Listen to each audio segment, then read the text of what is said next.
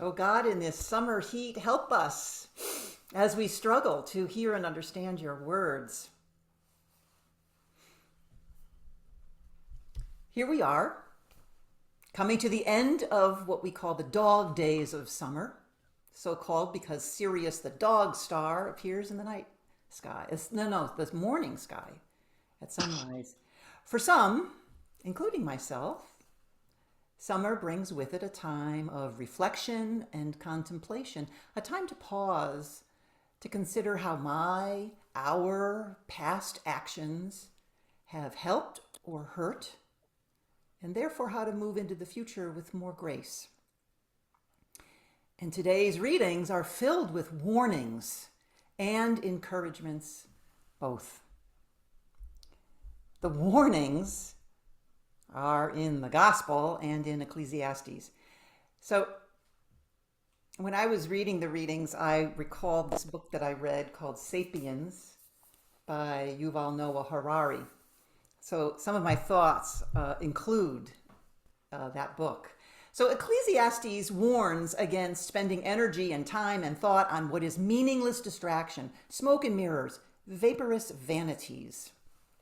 It was written about 3,000 years ago.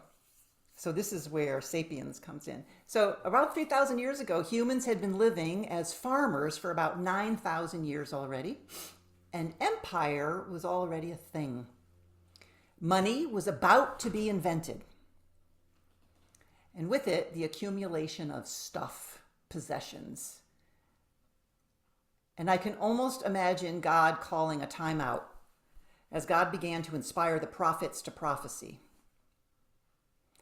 And the prophecy was that empire, money, and accumulation of stuff is meaningless, vapor, vanity, not worth the energy and time and thought that it all sucked up, and not just empty, but harmful. Ecclesiastes says, "What profit comes to me from all the toil and anxiety of heart with which I have labored under the sun? All my days are sorrow and grief. Even at night, my mind is not at rest." This is harmful stuff. Sapiens says that before agriculture, so 9,000 years before Ecclesiastes, humans were hunter-gatherers. We lived in small communities.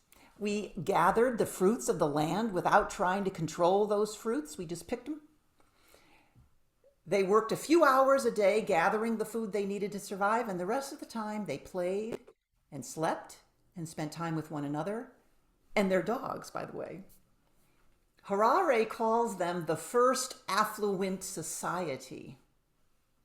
But then along comes empire and money and the accumulation of stuff, and it brings sorrow and grief, toil and anxiety.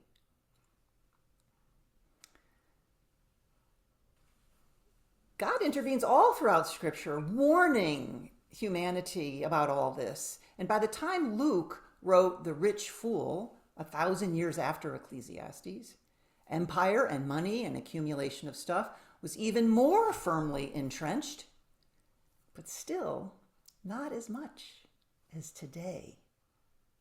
Today, God is still speaking to us, still warning us, still inviting us to join together in community rather than empire, to worship God in the earth and one another rather than money, to share earth's bounty and simplicity rather than hoarding and consumerism. What more is there to say about this rich fool in the Gospel of Luke? Even though it's the land, it says, the land, there's a rich farmer whose land produced a bountiful harvest. The land is responsible for this abundant harvest. He shows no appreciation for this land, which is just sheer gift. And, by the way, which will live beyond him. Although the farm must surely be tended by farmhands, he never addresses nor even considers them. He speaks to himself only.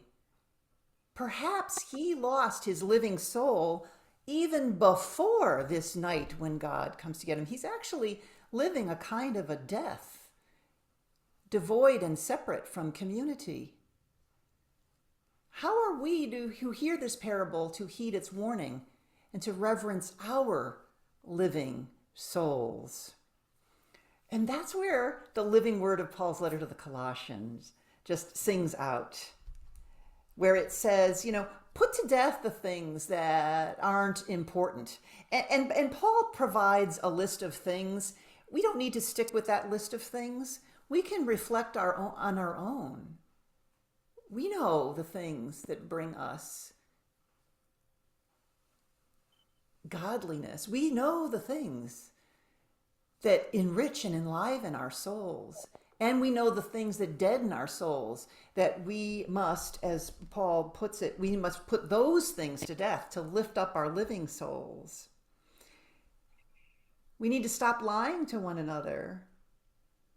We need to start looking at each part of creation as the image of the Creator, where there are no subdivisions. Paul uses subdivisions of his time: Greek and Jew, circumcised and uncircumcised, barbarian, Scythian, slave, free. We know our own subdivisions created in our human existence. And Paul, inspired by God, is inviting us to say, no, let us live in simplicity. Let us live as though we were raised with Christ and seek what is important and not vanity. So these are my thoughts, and all are welcome, as is the tradition in this community, to chime in. Let me turn off